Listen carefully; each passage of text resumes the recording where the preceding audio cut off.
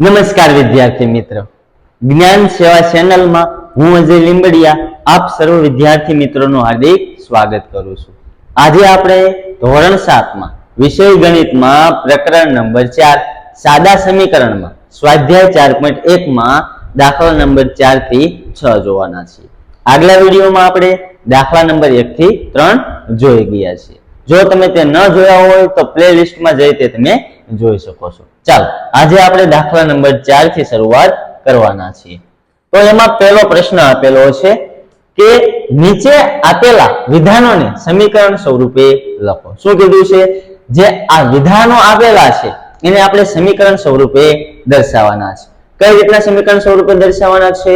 તો વચ્ચે બરાબર હોય, ડાબી બાજુ કોઈ પદ આપેલું હોય, એના બરાબર જમણી બાજુ કોઈ પદ મળતું હોય અથવા પદાવલી મળતી હોય એ આપણે કહી શકીએ। ચાલો હવે x અને 4 નો સરવાળો 9 છે। શું કીધું છે? x અને 4 નો સરવાળો કેટલો છે? 9 છે। એટલે અહીંયા કોઈ સંખ્યા આપેલી હોય એ બંનેનો સરવાળો 9 આપી દીધેલો છે। અહીંયા શું આપેલું છે? જો ચલ આપેલો છે, આ 4 એ અચલ કહેવાય, એના બરાબર આપણને 9 મળે છે। તો સૌપ્રથમ જો અહીંયા કીધું છે, શું કીધું છે કે x અને 4 એટલે આ x અને 4 નો સરવાળો, શું કીધું છે? x અને 4 નો સરવાળો કેટલો થાય? 9 છે એમ કીધું। એટલે એના બરાબર આ બે છે એનો સરવાળો કેટલો મળે તમને? 9। એટલે અહીંયા કોઈ સંખ્યા 4 છે, અહીંયા કોઈ સંખ્યા છે એ આપેલી નથી, પરંતુ તમને શું કીધું છે? અહીંયા કોઈ સંખ્યા x છે, x અને 4 નો સરવાળો થઈને કેટલા મળે છે? 9। ચાલો સમજાઈ ગયું? તો આ જે સમીકરણ સ્વરૂપે આ રીતે આપણે દર્શાવવાનું છે। ચાલો શું કીધું? x અને 4 નો સરવાળો 9 છે। તો અહીંયા લખવાનું x + 4 બરાબર 9। ચાલો રેડી? શું કીધું છે? x + 4 બરાબર 9। કેમ? એનો સરવાળો કેટલો કીધો છે? 9 થાય એવું આપણને કીધેલું છે। ચાલો હવે શું કરવાનું છે? બીજો પ્રશ્ન કે y માંથી 2 બાદ કરતા એટલે શું? તફાવત લેવાનો। y માંથી એટલે અહીંયા કોઈક સંખ્યા y છે, y માંથી શું કરવાનું છે? 2 બાદ કરવાના। શું કરવાનું છે? 2 બાદ। આ વિધાન છે એ વાંચતું જવાનું છે અને સમીકરણ તમારે બનાવતું જવાનું છે। y માંથી 2 બાદ કરતા 8 મળે, એટલે આમાંથી કોઈ સંખ્યા છે આ y, એમાંથી 2 બાદ કરશો ને તો તમને કેટલા મળશે? 8 મળે એવું તમને કીધું છે। ચાલો તો હવે આપણે અહીંયા લખી નાખવાનું। શું કરશું કે y માંથી 2 બાદ કરતા આપણને 8 મળે, તો એને આપણે વિધાનમાંથી સમીકરણ સ્વરૂપે કઈ રીતના દર્શાવવું? તો y છે એમાંથી કેટલા બાદ કરવાના? 2 બરાબર કેટલા મળે? 8 મળે। અથવા તમને એમ પણ પ્રશ્ન પૂછી શકે કે y અને 2 નો તફાવત 8 મળે છે। શું કીધું છે? y અને આ 2 નો તફાવત 8 મળે છે, તો પણ તમે આ રીતે કરી શકો। ચાલો હવે શું કીધું છે? a ના 10 ગણા 70 થાય। શું કીધું છે? અહીંયા કોઈક સંખ્યા a આપેલી છે, ચલ સ્વરૂપે આપણને આપેલી છે, સંખ્યા આપેલી નથી। તો ચલ સ્વરૂપે આપેલી છે તો a ના 10 ગણા, ના 10 ગણા, ના એટલે ના નો ની નું ગમી હોય એટલે શું કરી નાખવાનું? એને ગુણ્યા કરી નાખો, અથવા ગણા યાદ રાખો તો પણ ચાલે। એટલે શું કીધું છે? a ના 10 ગણા કેટલા કીધા છે? a ના 10 ગણા, એટલે a છે એના 10 ગણા, આ એના શું થઈ ગયું? 10 ગણા બરાબર 70 છે। એટલે શું કીધું છે? એટલે બરાબર 70 છે। શું થાય? આ બરાબર 70, એટલે 70 છે એટલે એનો મતલબ શું થાય? આના 10 ગણા કરો ને તે 70 છે એવું કીધું છે। એટલે a ના એટલે આપણે આને લખવું હોય તો આ રીતના લખાય 10a બરાબર 70। શું લખવાનું? 10a બરાબર 70।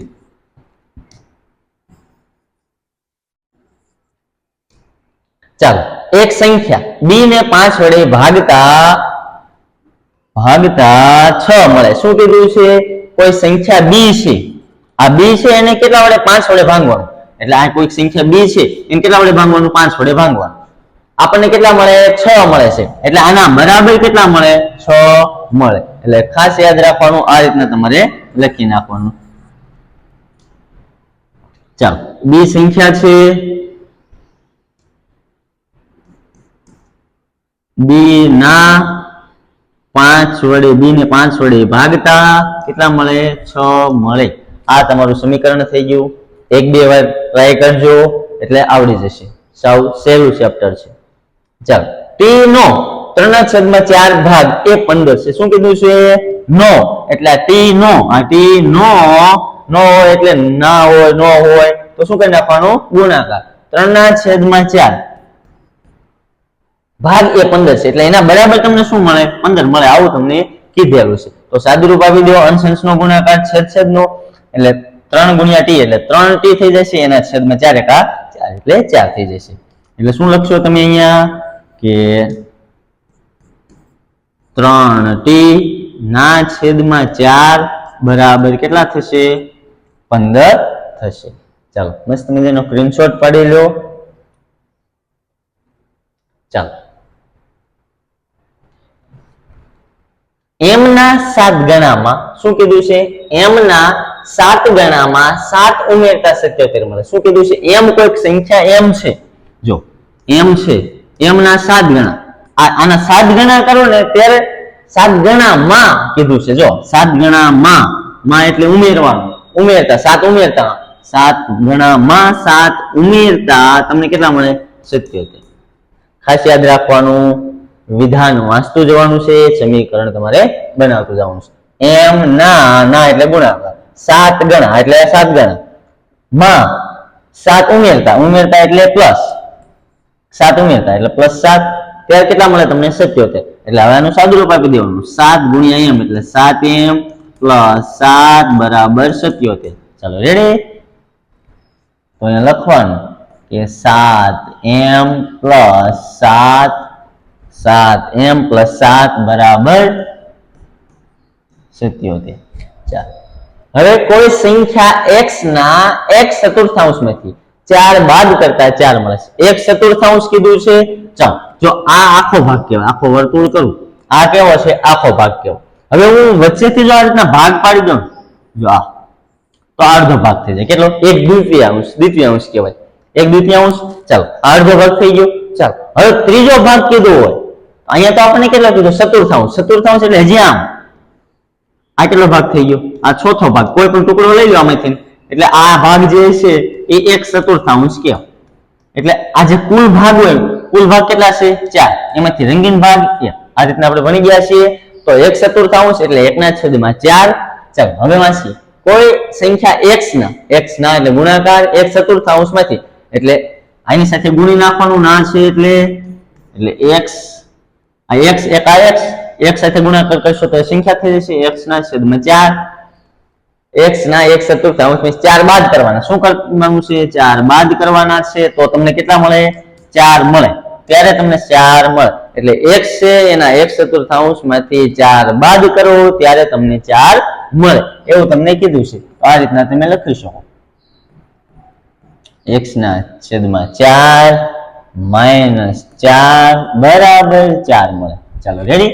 કોઈ એક સંખ્યા x છે ના 1/4 એટલે 1/4 માંથી 4 બાદ કરતા, એટલે માંથી બાદબાકી કરવાની છે, બાદ કરવાનું, ત્યારે તમને 4 મળે. એટલે બરાબર તમને 4 મળે.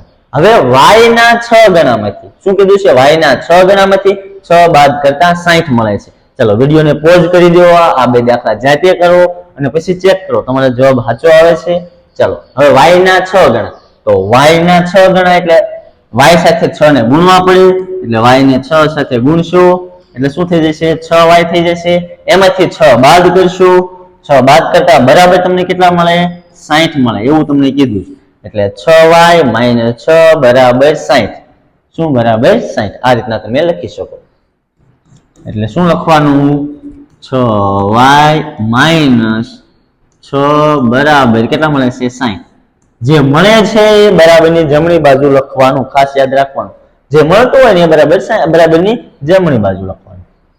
ચાલો, અહીંયા પૂછી નાખો.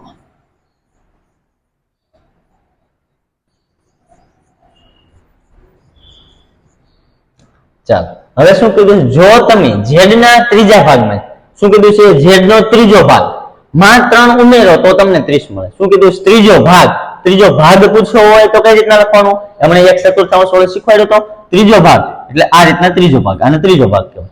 ચાલો, 1/3 કહેવાય એટલે આ ત્રીજો ભાગ. ત્રીજા ભાગમાં એટલે z ના ત્રીજો ભાગ, આખો z હોય એનો ત્રીજો ભાગ એટલે આ z સાથે એને ગુણવું પડે, ત્રીજા ભાગમાંથી 3 ઉમેરતા એટલે એમાં 3 તમારે ઉમેરવાના છે, આમાં પ્લસ 3 કરશો તો તમને શું મળે 30 મળે. ત્રીજો ભાગ એટલે કઈ રીતના થાય જો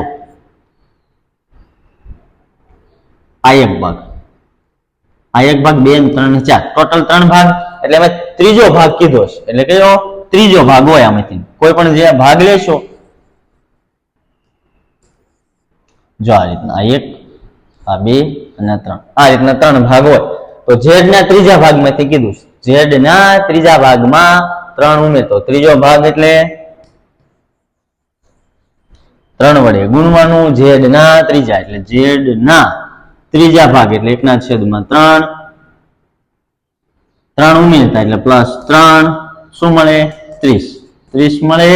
ચાલો તો હવે એનું સાદુરૂપ આપી દેવો તો z ના છેદમાં 3 પ્લસ 3 બરાબર 30 આ રીતના તમે લખી શકો.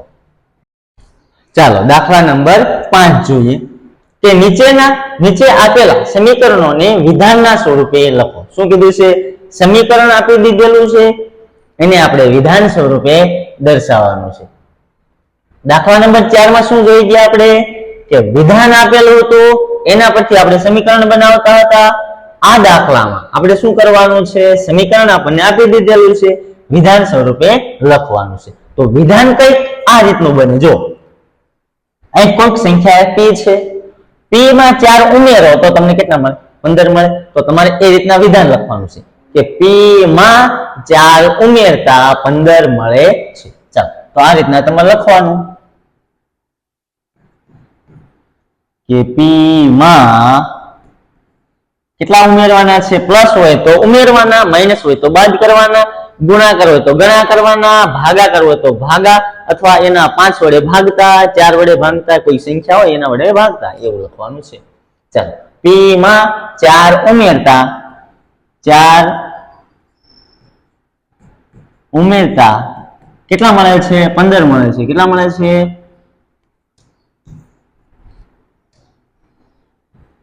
ઉમેરતા 15 મળે અથવા મળે છે એવું લખો તો પણ ચાલે. ચાલો હવે બીજો m - 7 બરાબર 3. હવે શું કરવાનું છે m માંથી શું કરવાનું છે 7 બાદ કરવાના છે. m માંથી 7 બાદ કરતા 3 મળે છે એવું લખવાનું. ચાલો અહીંયા શું લખશું કે m માંથી 7 બાદ કરતા m માંથી 7 બાદ કરતા 3 મળે છે. કેટલા 3 મળે છે. ચાલો રેડી.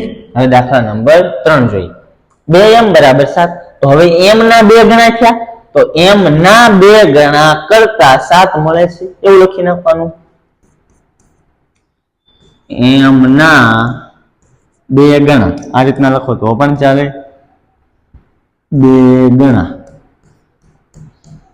m ના 2 ગણા કરતા કેટલા મળે છે 7 મળે છે. 7 મળે છે. ચાલો હવે ચોથો દાખલો. હવે શું કરવાનું છે કોઈક સંખ્યા m છે m નો કેટલામો ભાગ થાય હવે 5મો ભાગ થાય ત્યારે 3 મળે તો m નો અહીં લખવાનું m નો 5મો ભાગ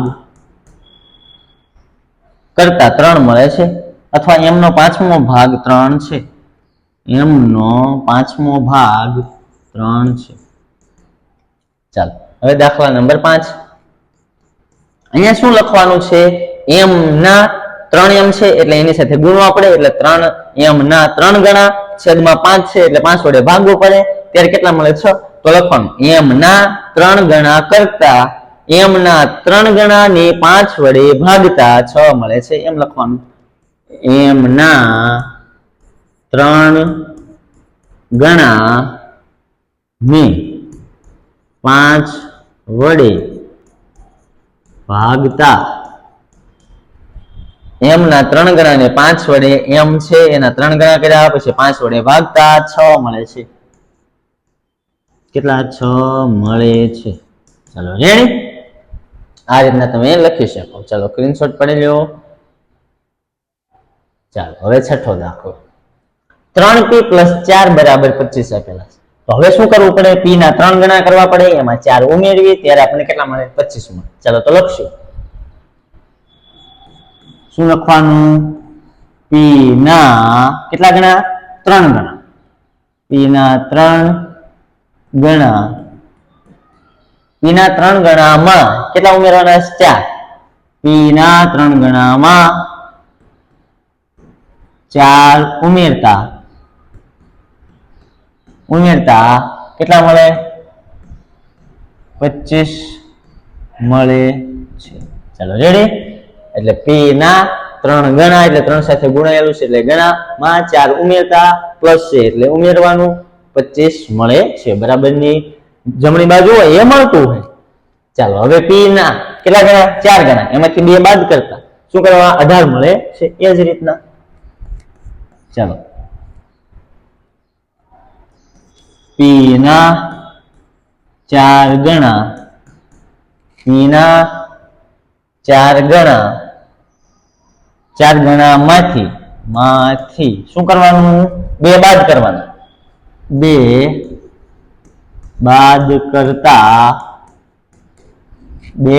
બાદ કરતા 18 મળે છે. કેટલા મળે? 18 મળે છે. ચાલો હવે દાખલા નંબર 8. ચાલો હવે શું કર્યું છે? આ p છે એના છેદમાં 2 હોય એટલે કેટલો ભાગ થાય? અડધો ભાગ થાય. કાંઈ ન હોય તો 1 હોય એટલે એ આખો ભાગ થાય. p એના છેદમાં 2 છે એટલે p ના અડધા ભાગમાં 2 ઉમેરતા 8 મળે છે. એ રીતના લખી નાખવાનું. શું કરવાનું? p નો અડધો ભાગ અથવા એમ લખો તો હાલે. p ના અડધા ભાગમાં એમ લખી નાખીએ. p ના અડધા ભાગમાં p ના અડધામાં 2 ઉમેરતા. p ના અડધામાં 2 ઉમેરતા તો લખો તો પણ ચાલે. p ના અડધા ભાગમાં 2 ઉમેરતા લખો તો પણ ચાલે. p ના અડધા ભાગમાં 2 ઉમેરતા 8 મળે છે. ચાલો રેડી. આ રીતના તમે લખી શકો કે p ના અડધામાં 2 ઉમેરતા અથવા p ના અડધા ભાગમાં, અડધો ભાગ કહેવાય, માં 2 ઉમેરતા 8 મળે છે. ચાલો હવે તમને બીજા 2-3 હોમવર્કમાં આપું છું દાખલા SW. એટલે તમારે શું કરવાનું છે? કોમેન્ટમાં જવાબ આપવાના છે. ચાલો હવે શું કરવાનું છે? હું કોઈક સંખ્યા લખું છું કે 3x - 8 બરાબર 3. ચાલો રેડી. એ જ રીતના બીજો દાખલો આપું છું કે 5x ના છેદમાં 3 - 8 બરાબર 23. આ રીતના તમારે આ કોમેન્ટમાં જવાબ તમારે દેવાના છે કે કઈ રીતના આને લખી શકાય. ચાલો દાખલા નંબર 6 જોઈએ કે નીચેની સ્થિતિ દર્શાવતા સમીકરણ બનાવો. શું કીધું છે? સમીકરણ આપણે બનાવવાનું છે. ચાલો એમાં પહેલો પ્રશ્ન આપેલો છે કે ઇરફાને કહ્યું કે તેની પાસે પરમિત પાસેની લખોટીના 5 ગણા કરતા 7 લખોટી વધુ છે. ઇરફાન પાસે 37 લખોટી છે અને પરિમિત પાસેની લખોટીની સંખ્યા માટે એમ ધારો. તો સૌપ્રથમ આ દાખલા ખાસ યાદ રાખજો. આગલા સ્વાધ્યાયમાં આ જ દાખલા આવે છે પરંતુ ઉકેલ મેળવવાના આવે છે એટલે ખાસ યાદ રાખજો. અહીંયા શું કરવાનું છે? આપણે સમીકરણ બનાવવાનું છે. તો શું કીધું છે? ઇરફાન એટલે સૌપ્રથમ શું ધારી લેવાનું? પરિમિત પાસેની લખોટી જો ની એમ ધારો, એમ કીધું છે. તો લખી નાખવાનું કે પરિમિત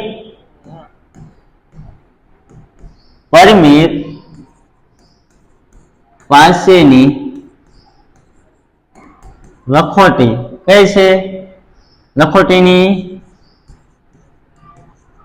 સંખ્યા એમ છે. શું કીધું છે? પરિમિત પાસેની લખોટીની સંખ્યા એમ છે. અથવા અહીં ધારો કે આ રીતના લખો તો પણ ચાલે. શું? ધારો કે એ રીતના લખવું હોય તો લખી નાખવાનું. ધારો કે પરિમિત પાસેની લખોટીની સંખ્યા એમ છે. હવે શું કીધું? હવે ઇરફાને શું કીધું? જો પરિમિત પાસેની લખોટીના 5 ગણા એટલે એ લખવાનું કે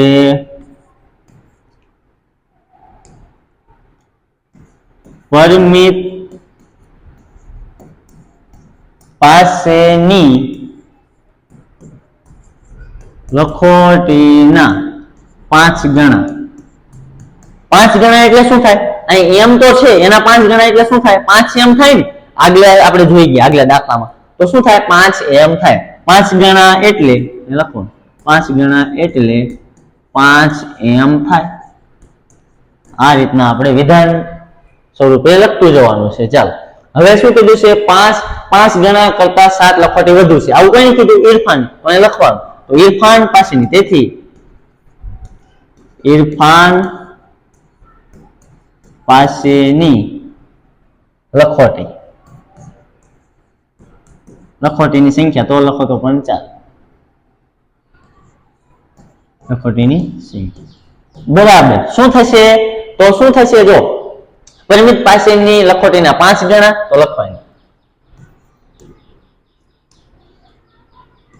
પરિમિત પાસેની લખોટીના 5 ગણા.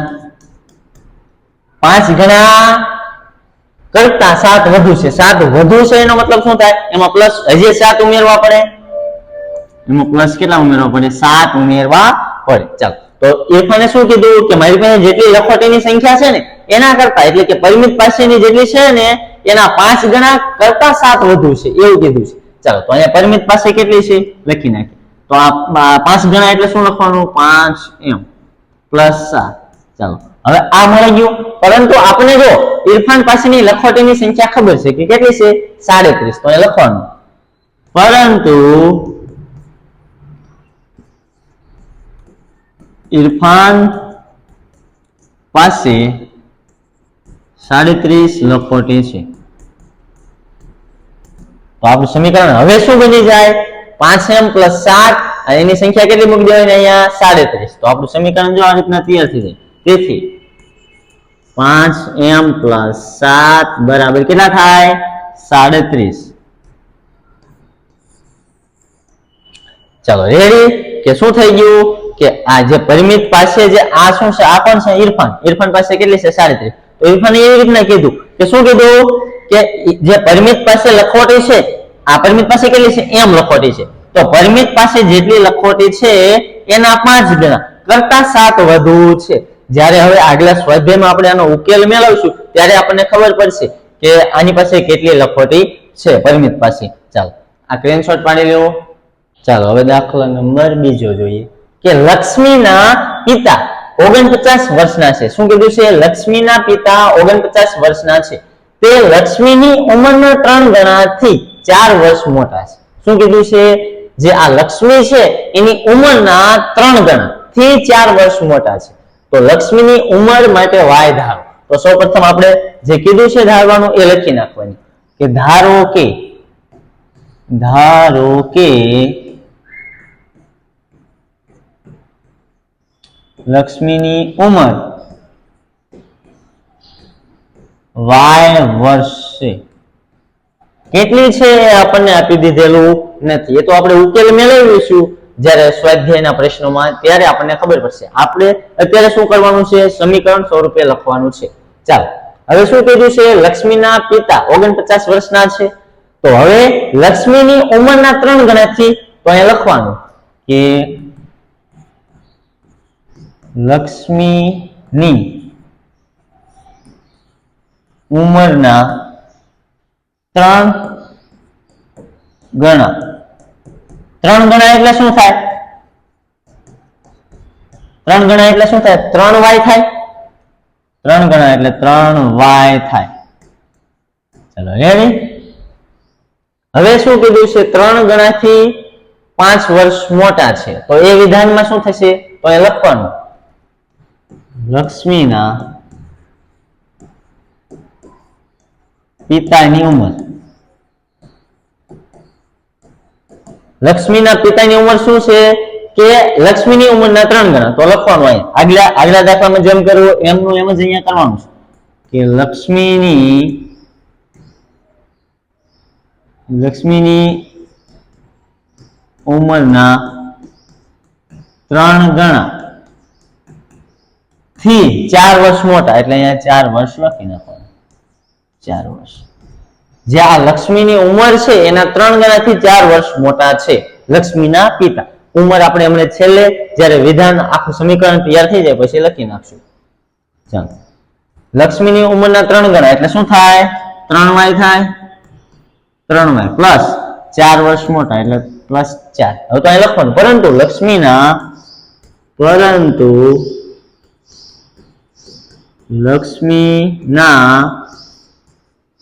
પિતાની ઉંમર કેટલી છે? લક્ષ્મીના પિતાની ઉંમર 49 વર્ષ. તો અહીં લખવાનું 49 વર્ષ. ચલો હવે અહીંયા વિધાન લખી નાખવાનું. શું થાય તો? તેથી 3y પ્લસ 4 બરાબર 49 વર્ષ. ચલો રેડી. ચાલો હવે શું થાય? અહીંયા ખાસ યાદ રાખવાનું કે આજે લક્ષ્મીની ઉંમર કેટલી છે? y વર્ષ છે. તો હવે એની પિતાએ શું કીધું? પિતાની ઉંમર કેટલી છે? કે લક્ષ્મીની જે ઉંમર છે એના 3 ગણા, એટલે એને 3 વડે ગુણ્યા, એના કરતા પણ 4 વર્ષ મોટી, એના બરાબર આ એની ઉંમર છે. એટલે કેટલી છે? 49 વર્ષ છે. ચાલો હવે આ લક્ષ્મીની ઉંમર આપણને ક્યારે ખબર પડે? આપણે આનું સાદુરૂપ આપીએ, આનો ઉકેલ મેળવીએ ત્યારે. તો એ આગલા દાખલામાં આપણે જોવા, એટલે કે આગલા સ્વાધ્યાય છે એમાં આપણે જોઈશું એનો ઉકેલ. સ્ક્રીનશોટ પાડી લેવું. ચાલો હવે દાખલા નંબર 3 જોઈએ. કે શિક્ષકે વર્ગમાં કહ્યું કે સૌથી વધારે ગુણ મેળવનાર વિદ્યાર્થીના ગુણ વર્ગના સૌથી ઓછા ગુણ મેળવનાર વિદ્યાર્થીના ગુણના 2 ગણાથી 7 વધારે છે. તો સૌથી વધુ ગુણ 87 છે અને સૌથી ઓછા ગુણ માટે L ધારો એવું કીધું છે. તો સૌપ્રથમ શિક્ષકે શું કીધું છે? કે જે સૌથી વધારે ગુણ મેળવનાર વિદ્યાર્થી છે ને એના ગુણ સૌથી ઓછા ગુણ જે મેળવનાર વિદ્યાર્થી છે એના 2 ગણાથી 7 વધુ છે એવું એને કીધું છે. અને સૌથી વધુ ગુણ છે એ 87 આપી દીધેલા છે. તો સૌપ્રથમ આપણે શું ધારશું? ધારો કે અહીંયા લખી નાખશું કે ધારો કે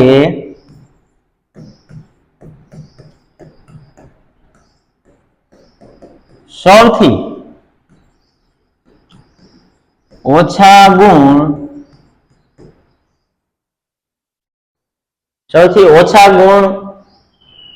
L છે. સૌથી ઓછા ગુણ L છે. ચાલો સૌથી ઓછા ગુણ L છે આપણને ખબર છે નહીં. ચાલો હવે શું કીધું છે? કે સૌથી ઓછા ગુણ મેળવનાર વિદ્યાર્થીના 2 ગણાથી 7 વધુ. તો આપણે 2 ગણા કેટલા થાય એ આપણે વિધાન લખી નાખીએ કે તેથી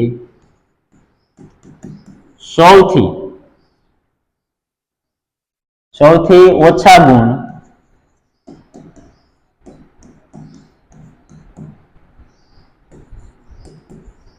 મેળવનાર વિદ્યાર્થીના ગુણ ના 2 ગણા. એટલે 2 ગણા એટલે શું થાય? 2L થશે. 2 ગણા એટલે L તો છે જ, એટલે 2L થાય. લખી નાખો 2L થાય. ચાલો રેડી. હવે શું? સૌથી વધુ ગુણ બરાબર લખી નાખવાનું. તેથી સૌથી વધુ ગુણ બરાબર શું લખવાનું? કે સૌથી ઓછા ગુણના 2 ગણા એના કરતાથી 7 વધુ, એ રીતના લખી નાખવાનું. સૌથી આ જે લાઈન લખીને એ જ લખી નાખવાની, પછી એમાં 7 ઉમેરી દેવાનું. જો આ રીતના ફોર્મેટ બનાવતા ન આવડે તો શું કરવાનું? અહીંયા શું આપી દીધું? સૌથી ઓછા ગુણ. તો પેલા ધારી લેવાનું. અહીં જે કૌંસમાં આપી દીધું છે એ ધારી લેવાનું. ધારી લીધું. ચાલો હવે શું આપી દીધું? સૌથી વધુ ગુણ મેળવવાના કીધા છે. તો અહીંયા જે આપેલું હોય વચ્ચે જે લાઈનમાં વિધાન 2 ગણા 3 ગણા આનાથી ઓછા એ લખી નાખવાનું. એ કેટલું થાય એ લખી નાખવાનું. પછી જે ઉમેરવાના છે એ પછી લખી નાખવાનું લાઈન કે સૌથી વધુ ગુણ બરાબર આ રીતના. ચાલો તો સૌથી ઓછા ગુણ મેળવનાર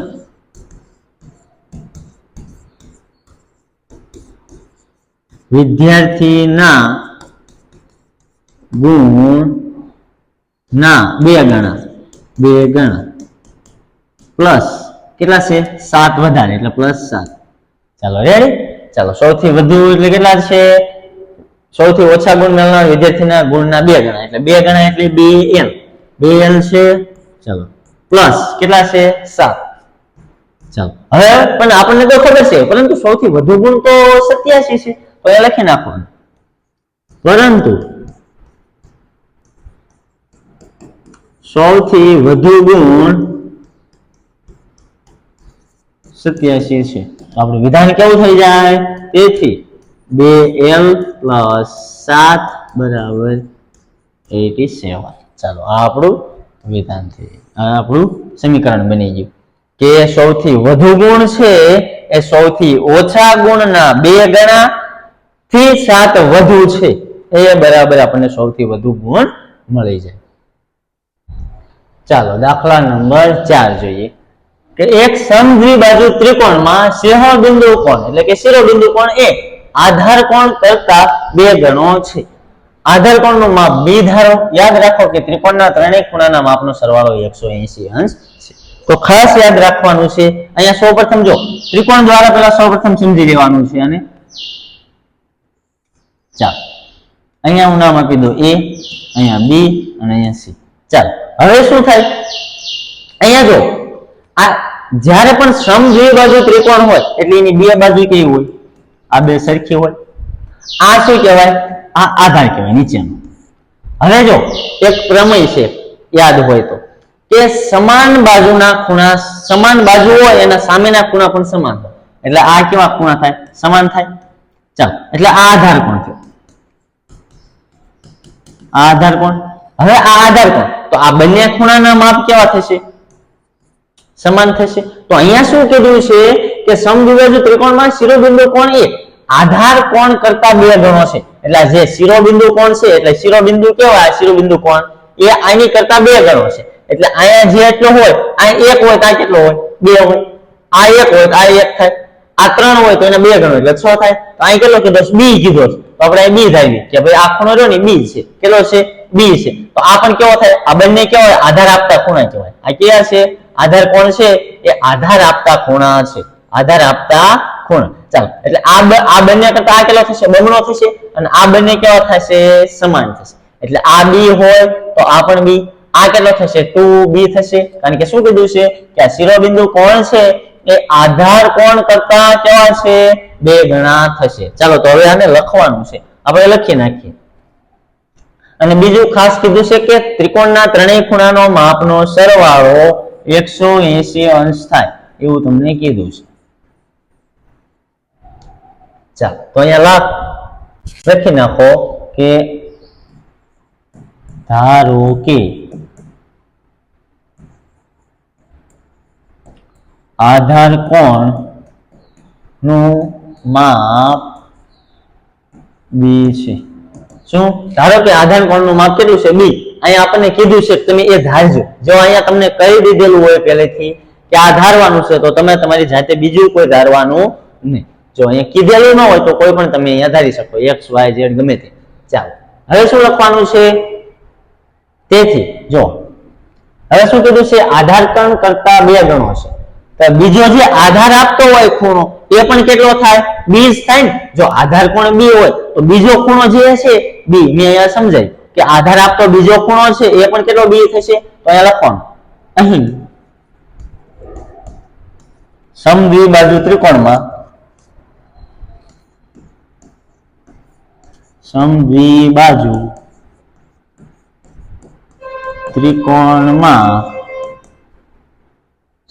ત્રિકોણમાં બીજો આધાર આપતો ખૂણો અથવા બીજો આધાર કોણ લખી નાખો તોય ચાલે. આધાર આપતો ખૂણો પણ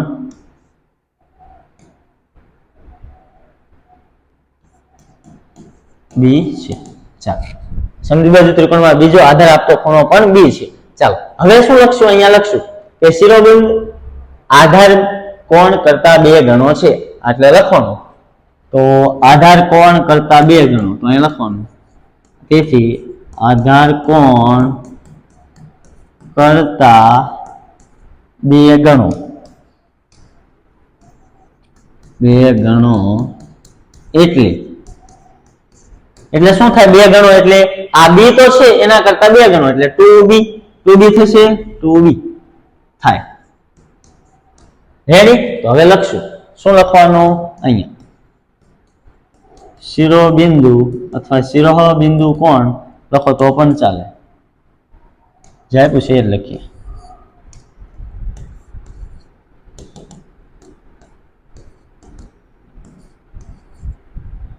બિંદુ કોણ બરાબર શું થશે? આધાર કોણ કરતા 2 ગણો લખવાનો. આધાર કોણ કરતા 2 ગણો એટલે ડાયરેક્ટ આ કેટલો થશે? 2 ગણા. 2 ગુણ્યા પાયો લખો તોય ચાલે, કારણ કે આધાર આપતો ખૂણો એ શું થયો? પાયો થયો એટલે 2 અથવા 2l ડાયરેક્ટ લખી નાખીએ. ચાલો રેડી? હવે શું કીધું? ત્રિકોણના ત્રણેય ખૂણાનો માપનો સરવાળો. તો અહીંયા લખવાનું. તેથી ત્રિકોણના ત્રણેય ખૂણાના માપનો સરવાળો 180 અંશ. અંશ આ રીતના લખો તો પણ ચાલે, અને અહીંયા શબ્દમાં લખો તો પણ ચાલે. અંશ થાય. ચાલો હવે ત્રણેય એટલે કયા કયા ખૂણા? ચાલો જો અહીંયા જો આ b, આ c, આ કેટલો છે? 2b, આ કેટલો b, આ કેટલો b. ચાલો તો લખીએ અહીંયા. તેથી b plus b plus 2b બરાબર 180 થાય. ચાલો રેડી? 180 અંશ થાય. ચાલો હવે આનો આ રીતના લખવું હોય તો પણ ચાલે, અથવા બીજી રીતે પણ લખી શકો. અથવા કઈ રીતના? બધાનો સરવાળો b એટલે 2b plus 2b એટલે કેટલા થાય? 4b થાય. 4b બરાબર 180 અંશ. આપને મળી ગયો. આ રીતના પણ તમે લખી શકો. ચાલો સ્ક્રીનશોટ પાડી લ્યો. ચાલો વિદ્યાર્થી મિત્રો, અહીંયા આપણું આ સ્વાધ્યાય 4.1 પૂર્ણ થાય છે. જો વિડીયો ગમ્યો હોય તો વિડીયોને લાઈક કરજો. ચેનલને હજી સુધી તમે સબસ્ક્રાઇબ ન કરી હોય તો ચેનલને સબસ્ક્રાઇબ કરી લેજો, અને હા, તમારા મિત્રોને અવશ્યથી શેર કરજો, જેથી કરી આ વિડીયોનો લાભ એ પણ લઈ શકે.